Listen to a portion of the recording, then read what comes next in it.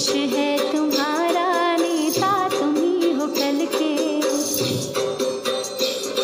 इंसानियत के सर पर इज्जत का ताज रखना, इंसानियत के सर पर इज्जत का ताज रखना, तन मन भी भेंट देकर भारत की लाज रखना, तन मन भी भेंट देकर भारत की लाज रखना। जीवन नया मिलेगा अंतिम चिता में जल के, जीवन नया मिलेगा अंतिम चिता में जल के। इंसाफ की डगर पे बच्चों दिखाओ चल के, ये देश है तुम्हारा, नेता तुम ही हो कल के। इंसाफ की डगर पे बच्चों दिखाओ चल के, ये देश है तुम्हारा, नेता तुम ही हो कल के। नमस्कार। आज का सुविचार, या तो पढ़ने लायक कुछ लिखें या लिखने लायक कुछ करें। Either right something worth reading और डू समथिंग वर्थ राइटिंग। कहने का तात्पर्य ये है प्यारे बच्चों कि हमें अपने कर्म इस प्रकार से करने चाहिए कि हमारी अनुपस्थिति में भी लोग उसका अनुकरण करें। आज के लिए इतना ही। धन्यवाद। गुड मॉर्निंग बच्चों। हमारा आज का शब्द है एक्सेंट। ACCENT accent. एक्सेंट का अर्थ होता है लहजा, भाषा की क्षेत्रीय उच्चारण शैली। उदाहरण के तौर पर हम अपने दोस्तों को इंग्लिश में बोलते हैं फ्रेंड्स, वहीं अमेरिकन इसको प्रोनाउंस करेंगे फ्रेंड्स। हमारे ही देश में अलग अलग जगह पर शब्दों को अलग अलग उच्चारण से बोला जाता है। जैसे बंगाली मिठाई रसगुल्ला को हम सभी सफ़ेद रसगुल्ला या सिर्फ रसगुल्ला बोलते हैं।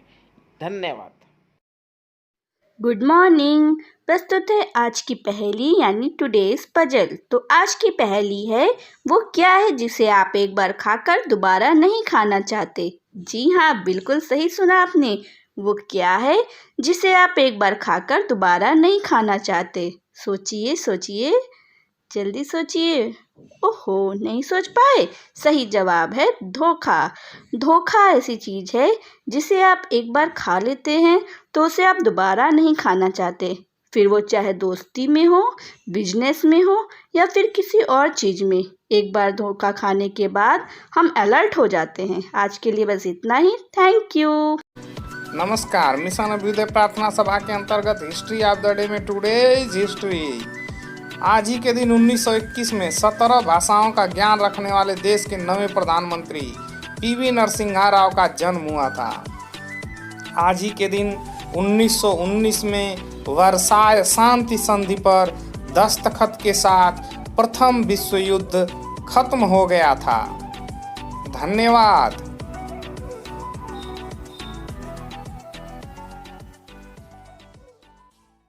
सुप्रभात।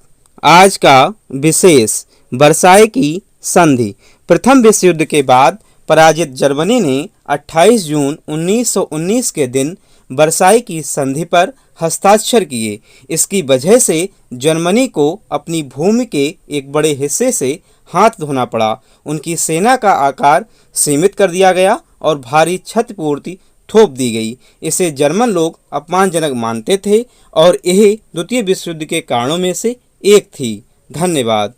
गुड मॉर्निंग बच्चों, मैं लेकर आया हूँ टुडेज क्विज और आज का हमारा पहला प्रश्न है, हिंदी भाषा की लिपि कौन सी है? तो बच्चों इसका आंसर है, हिंदी भाषा की लिपि देवनागरी लिपि है और इसको नागरी लिपि भी कहा जाता है।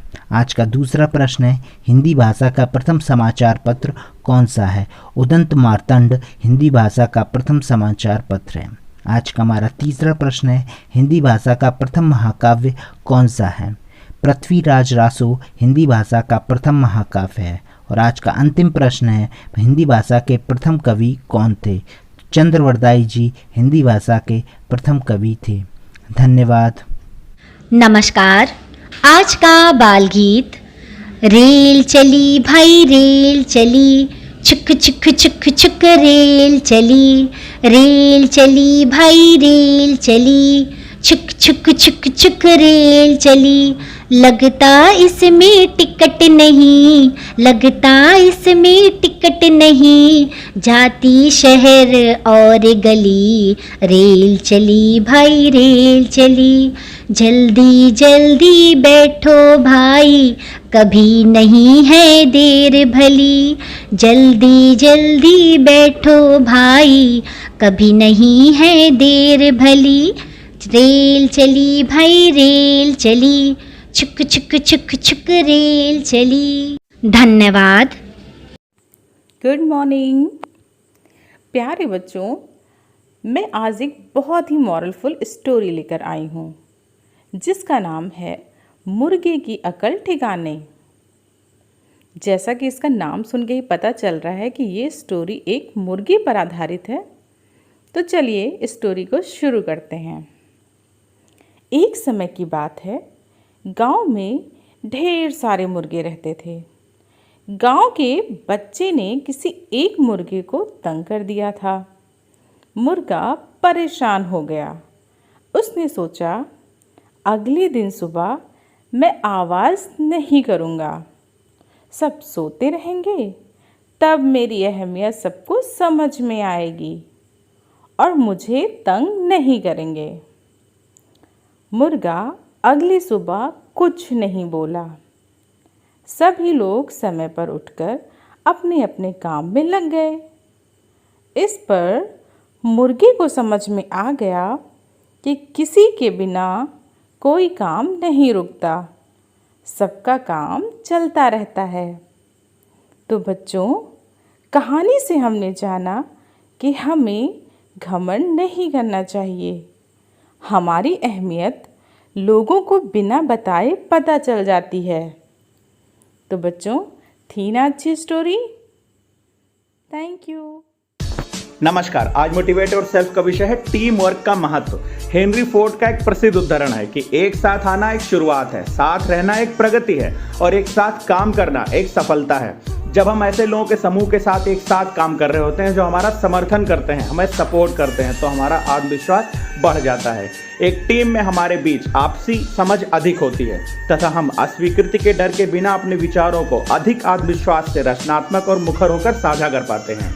टीम में काम करते हुए हम विभिन्न प्रकार के कौशल और प्रतिभा वाले लोगों का सामना करते हैं जिनसे हम कुछ नया सीख पाते हैं। टीम वर्क से हमें एक दूसरे के दृष्टिकोण को सम्मानपूर्वक समझने का मौका मिलता है, जिससे आपसी विश्वास, सहयोग और सार्थक रिश्तों को बढ़ावा मिलता है। एक टीम में जिम्मेदारियों को समान रूप से साझा किया जाता है, जिससे हमें वो काम का बोझ जैसा नहीं लगता। टीम में हम एक दूसरे का मार्गदर्शन कर अपनी गलतियों को अपनी टीम के स्तर पर ही ठीक करके त्रुटि मुक्त परिणाम प्राप्त कर सकते हैं। एक टीम अपने नेता जितनी ही अच्छी होती है और एक नेता के रूप में हमें अपनी टीम को कुशलतापूर्वक कार्य करने में मदद करनी चाहिए, सर्वोत्तम परिणामों का मंथन करना चाहिए और अपने सर्वोच्च प्रदर्शन की ओर आगे बढ़ना चाहिए। धन्यवाद। आपका दिन शुभ हो।